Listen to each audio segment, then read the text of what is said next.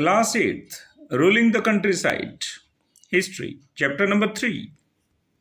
In this picture, you can see students Robert Clive accepting the Diwani of Bengal, Bihar, and Orissa from the Mughal ruler in 1765.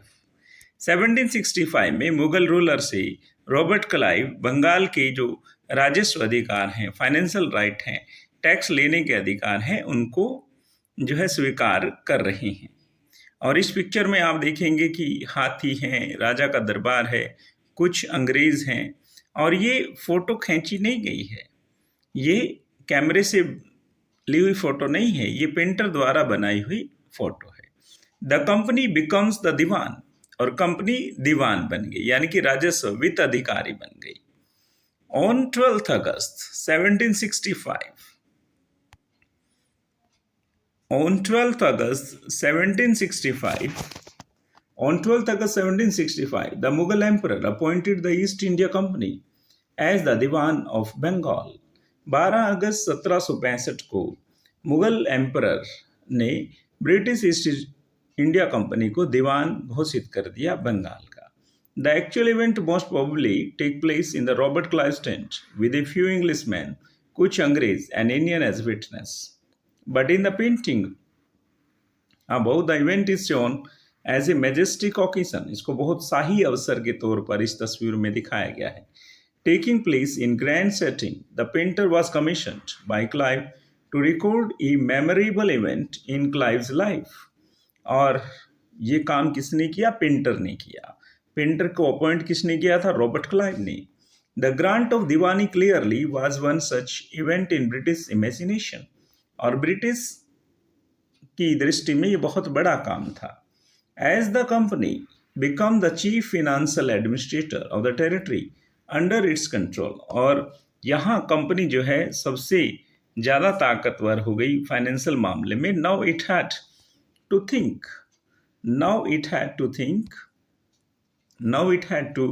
think of administering the land and organizing its revenue resources.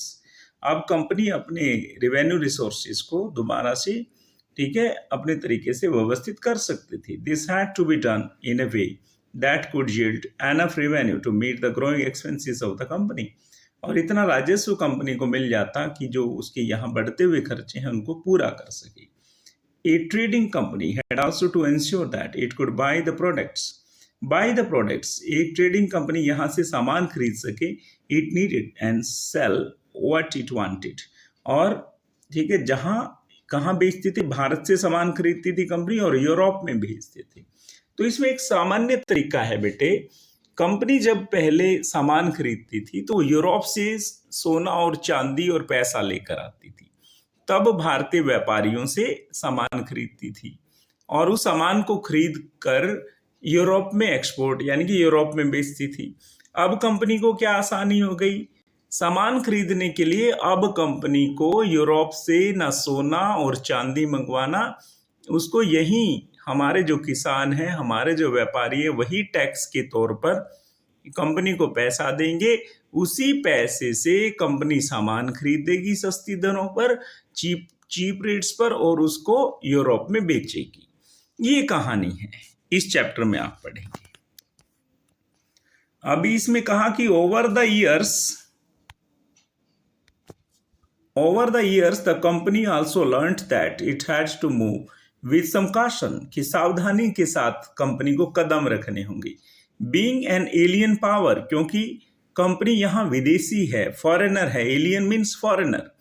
It needed to pacify those who in the past ruled the countryside and enjoy authority and prestige.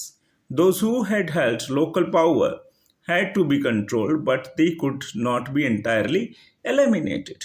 यहाँ के जो देशी राजाओं को company control तो कर सकती थी, परंतु पूर्णतः समाप्त नहीं कर सकती थी। How was this to be done? ये कैसे किया जाना था? In this chapter we will see how the company came to colonise the countryside, कि कंपनी गांवों तक कैसे पहुंची, ऑर्गेनाइज रिवेन्यू रिसोर्सेज, गांवों से जो फसलें पैदा होती थी उसको कैसे इकट्ठा करना था, redefine the right of people, लोगों के अधिकारों को कैसे पुनर्व्याख्यित करना था, and produce the crops it wanted, और कौन सी प्रोड्यूस कौन सी फसलें कंपनी उगाना चाहती थी, कि क्या कंपनी चाय के बागान लगाना चाहती थी क्योंकि यूरोप में चाय की डिमांड ज़्यादा थी? क्या कंपनी इंडिगो नील की खेती करना चाहती थी क्योंकि यूरोप में नील की डिमांड ज़्यादा थी? कंपनी क्योंकि व्यापारी थी, उसको यहाँ के लोगों से कुछ भी लेना देना नहीं था। वो अपने स्वार्थ के लिए इन्होंने यहाँ अधिकार कर लिया बिहार पर, बंगाल पर और उड़ीसा पर। किसके? यहाँ के देसी जो राजा, इंडिजिनस जो रूलर्स थे, उनकी मूर्खता के कारण।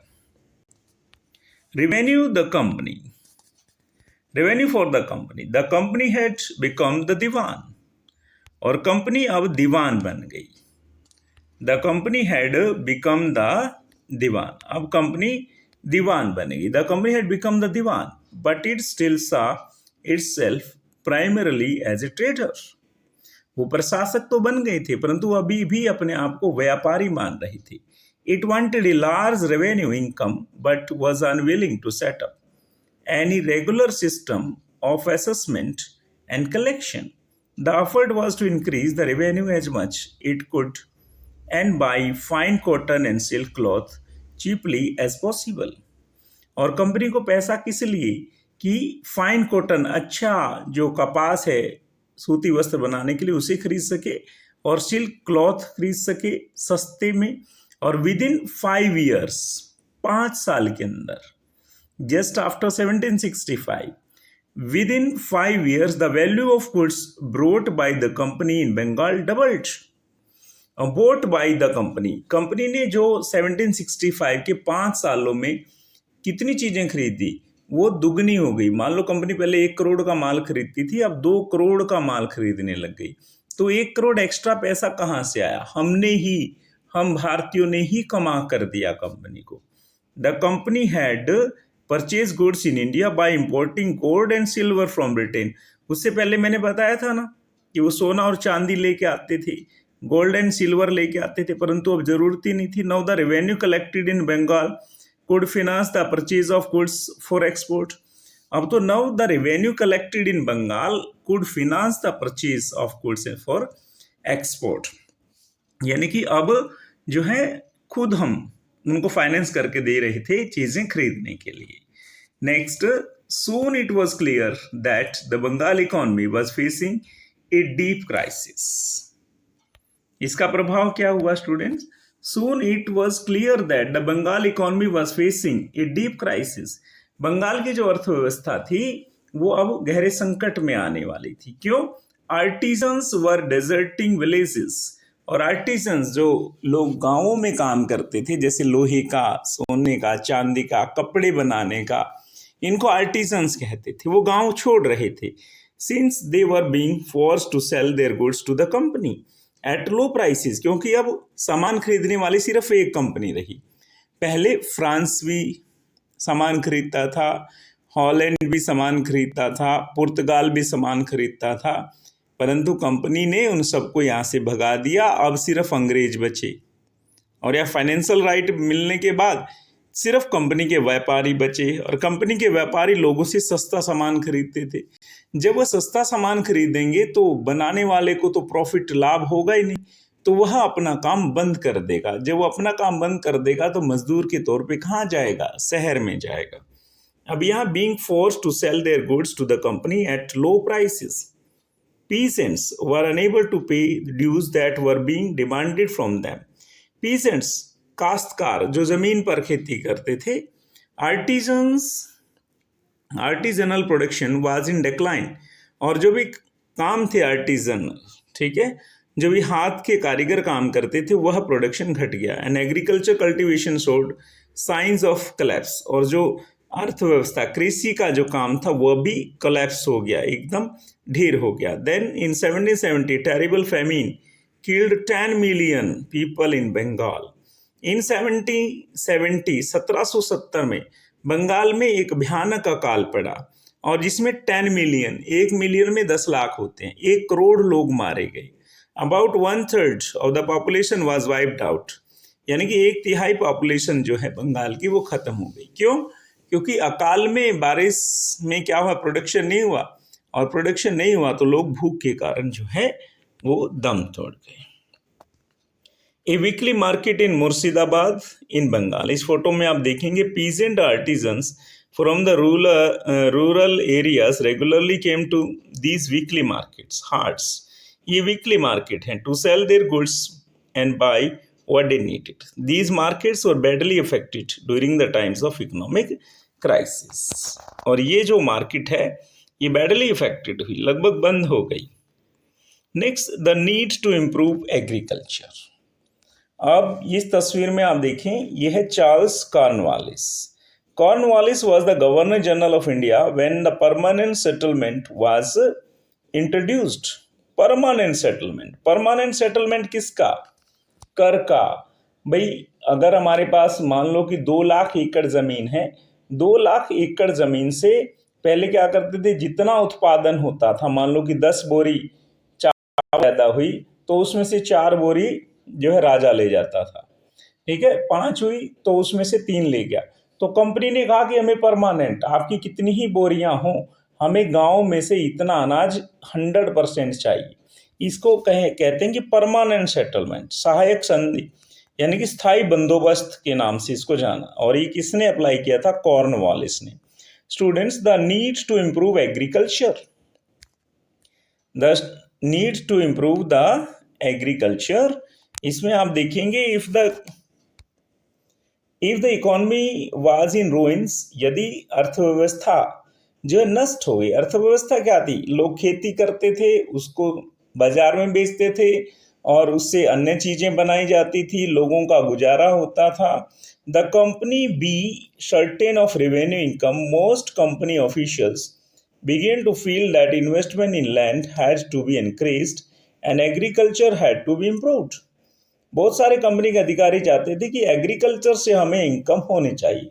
How was this to be done? ये कैसे होगा? After 2 decades of debate on the question, the company finally introduced the permanent settlement in 1793. और कंपनी परमानेंट सेटलमेंट इन 1793 में लेकर आई। By the terms of the settlement the rajas, यानी कि इसके टर्म्स, इसके कंडीशंस क्या थे? By the terms of the settlement the rajas and the talukdar were recognised as जमींदार।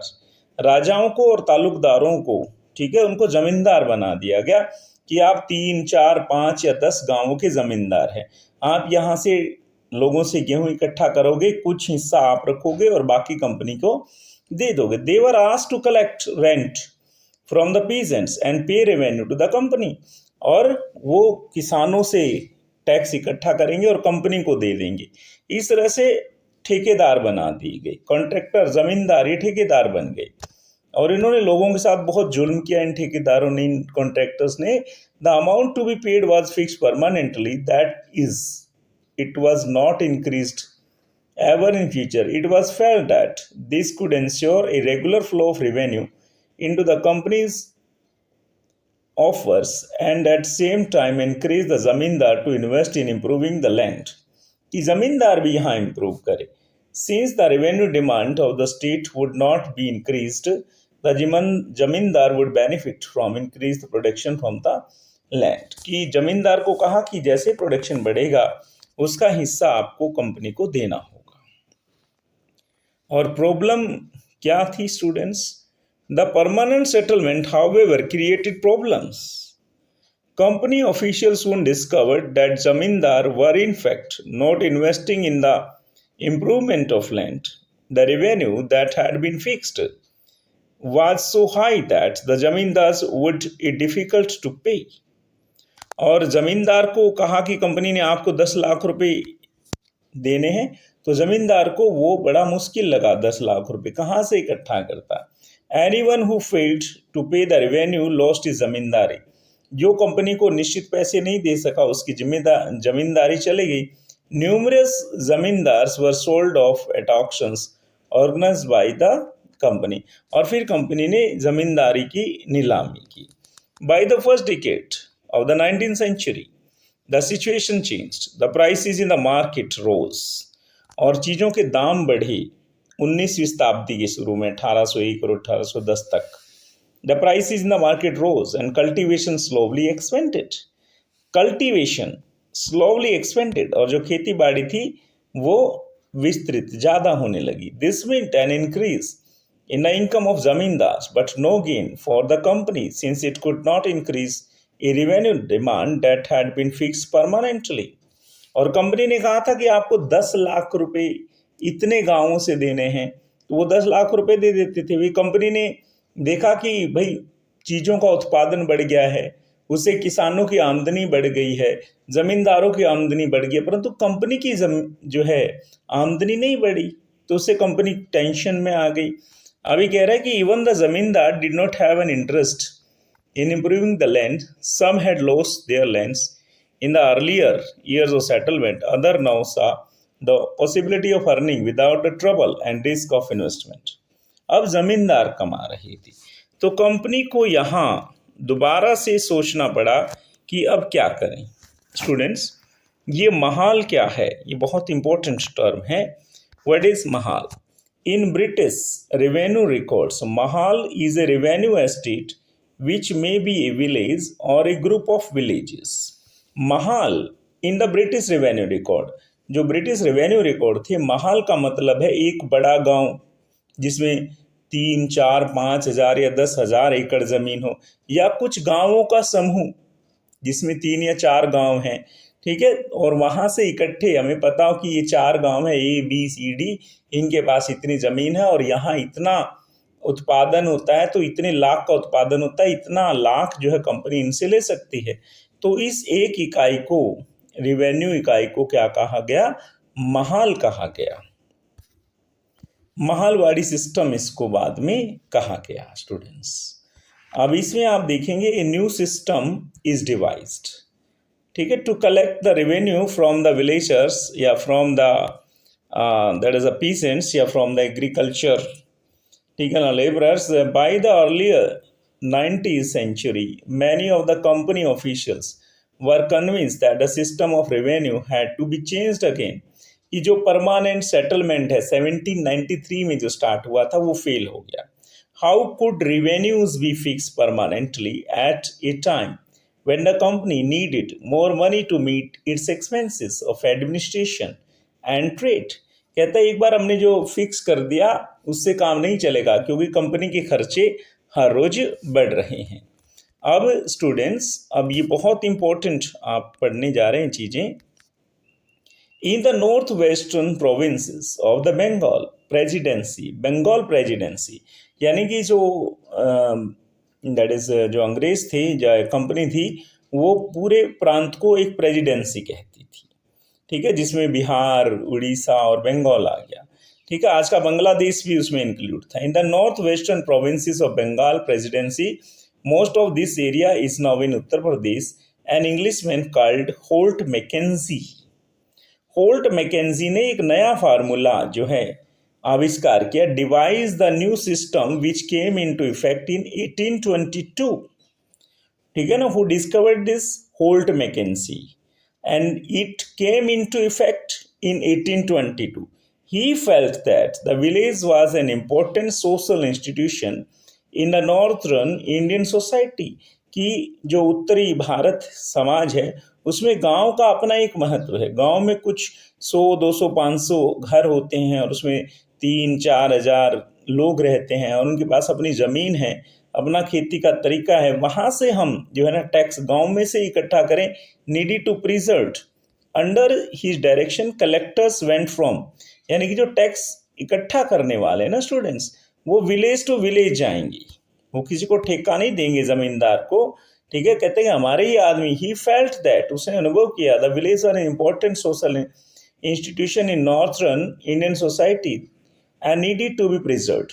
अंडर हिज डायरेक्शन कलेक्टर्स, जो भी पैसा इकट्ठा करने वाले लोग हैं, लगान इकट्ठा करने वाले लोग हैं, went from village to village. आपने लगान पिक्चर देखी होगी आमिर खान की, तो उसमें भी यही लगान का ही मुद्दा है जिसके ऊपर क्रिकेट मैच खेला गया था कि collector went from village to village inspecting the land, measuring the fields, ठीक है, वही खेती की ज़मीन को नापेंगे कितनी है, and recording the customs and rights of different crops. The estimated revenue of each plot within a village was added added up to calculate the revenue that each village mahal had to pay। यानी कि एक गांव को इतना पैसा देना होगा, हर साल उसका मेजरमेंट होगा। This demand was to be, वो कह रहा है students, this demand was to be revise periodically, और ये डिमांड बढ़ती या घटती रहेगी, नॉट परमानेंटली फिक्स, ये फिक्स नहीं है। The charge of collecting the revenue and paying it to the company was given the village headman, जो गांव का सरपंच होगा उसको दे दिया जाएगा, रादर देन द जमींदार, जमींदार को नहीं। This system came to be known as the mahalwari settlement. Mahalwari settlement में क्या हुआ, कंपनी के लोग गांव में जाते, वहीं से टैक्स इकट्ठा करते थे। हर साल कंपनी उस गांव से जो टैक्स लेगी वो बढ़ा सकते थे, घटा सकते थे, उसमें बीच में से जमींदार को खत्म कर दिया। अब एक हेडमैन, जिसे नंबरदार कह सकते हैं, उसके पास लोग टैक्स, वही सारा हिसाब किताब रखता था, और कंपनी के लोग ही वहां से टैक्स या जो भी उत्पादन था उसको इकट्ठा करके ले आते थे। नेक्स्ट, ये तो होल्ट मैकेंजी का 1822 में होल्ट मैकेंजी का सिस्टम था। कौन सा, महालवाड़ी सिस्टम। अब हमारे पास एक नया सिस्टम आता है, the Munro system. The Munro system students, the Munro system में क्या है, ये भी लैंड रिवेन्यू का ही सिस्टम था। In the British territories in the south there was a similar move away from the idea of permanent settlement. South में, भारत के जो दक्षिण में भी परमानेंट सेटलमेंट से उतना फायदा नहीं हुआ। परमानेंट सेटलमेंट में क्या था कि एक जमींदार हर साल इतना फिक्स अमाउंट देगा, तो कंपनी कहती है कि किसानों का उत्पादन बढ़ा, किसानों की आमदनी बढ़ी, जमींदार के पास पैसा बढ़ा, परंतु कंपनी को तो एक निश्चित कम पैसा ही मिला। तो परमानेंट सेटलमेंट जो है 1993 में जो आया था उसको खत्म कर दिया गया। अब साउथ में, यानी कि नॉर्थ में तो महालवाड़ी सिस्टम लागू किया, साउथ में कौन सा, ठीक है, Munro system. The new system that was devise came to be known as the ryotwari system. इसको रैयतवाड़ी कहें। रैयत कौन होता था, it was tried on a small scale by Captain Alexander Read. Captain Alexander Reed, it was tried on a small scale by Captain Alexander Reed in some areas that were taken over by the company after the wars with Tipu Sultan। और read ने जो system लागू किया था, company ने उसको अपनाया, यानी जो कर्नेटिक वार थी, ठीक है, 1799 में, after the death of Tipu Sultan. Tipu Sultan was the ruler of Mysore. Tipu Sultan was the son of Hyder Ali, ठीक है ना, विच रूल्ड द कर्नेटिक और यू से Mysuru from 1780 to 1799, and they fought for battles with Britishers, ठीक है ना, द बैटल 1, बैटल 2, बैटल 3, ठीक है ना। At last in 1779 in the battle of Seringapatam, Tipu Sultan was died, ठीक है ना। After the decline of Tipu Sultan, the company had a right to govern the south completely, ठीक है ना। There was no competitor in the south remained to check the progress of the company. Company को progress रोकने के लिए वहां कोई नहीं बचा। अब बारी थी, पैसा कहां से आए कंपनी के पास, भाई उत्तर में तो मैकेंजी ने महालवाड़ी सिस्टम लागू किया, और दक्षिण में Munro system. In the south, ठीक है ना, विच मेथड वाज एस्टेब्लिश्ड, ठीक है, कह रहे कि in the British territories the south there was a similar move away from the idea of permanent settlement. The new system that was devise came to be known as the ryotwar. It was tried on a small scale by Captain Alexander Read in some areas that were taken over by the company after the wars with Tipu Sultan, subsequently developed by Thomas Munro। ये Thomas Munro ने ये जो है formula इजाद किया था। This system was gradually extended all over the south India, gradually, धीरे धीरे, ठीक है, एक्सटेंडेड, इसका विस्तार कर दिया गया पूरे दक्षिण भारत में।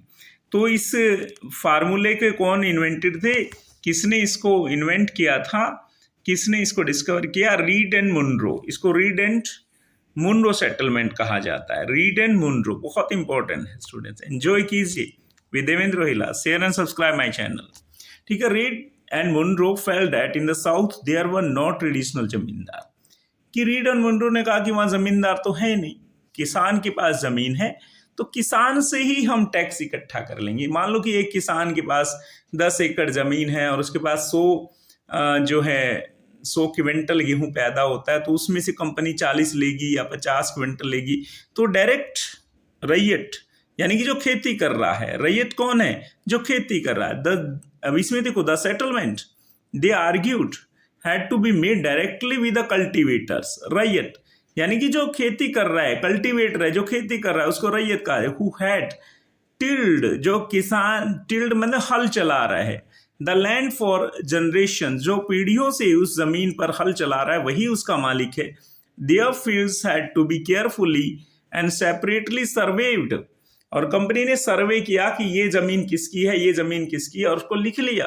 Before the revenue assessment was made, ठीक है, कि आपकी 10 किल्ले हैं और उसमें कितना गेहूं पैदा होगा, दैट इज कॉल्ड असेसमेंट, मूल्यांकन, इसको कहेंगे असेसमेंट प्रोसेस।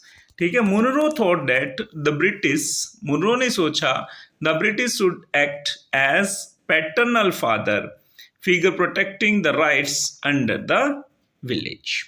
तो ये मुनरो का सिस्टम था स्टूडेंट्स। और एक हमने पढ़ा महालवाड़ी सिस्टम, और फिर एक पढ़ा हमने मुनरो सिस्टम। तो इसका जो नेक्स्ट जो पार्ट है इस वीडियो का, इस चैप्टर का, वो हम अगली वीडियो में करेंगे ताकि वीडियो बड़ा ना हो जाए। ठीक है। और यूरोप में क्या हुआ उसके बारे में तो share and subscribe my channel students. ठीक है। तो अब इसमें आपको देखना आपने कि that is the Munro system. ये जो फोटोग्राफ है Thomas Munro, governor of Madras, ये गवर्नर ऑफ मद्रास है। होल्ड मैकेंजी ने जो है महाल सिस्टम लागू किया था। तो इस तरह से रिवाइज करें आप इसको। चार्ल्स कॉर्नवालिस ने परमानेंट सेटलमेंट वाला तरीका लेके आई थी, और बंगाल की दीवानी किसको मिली? रॉबर्ट क्लाइव को। बहुत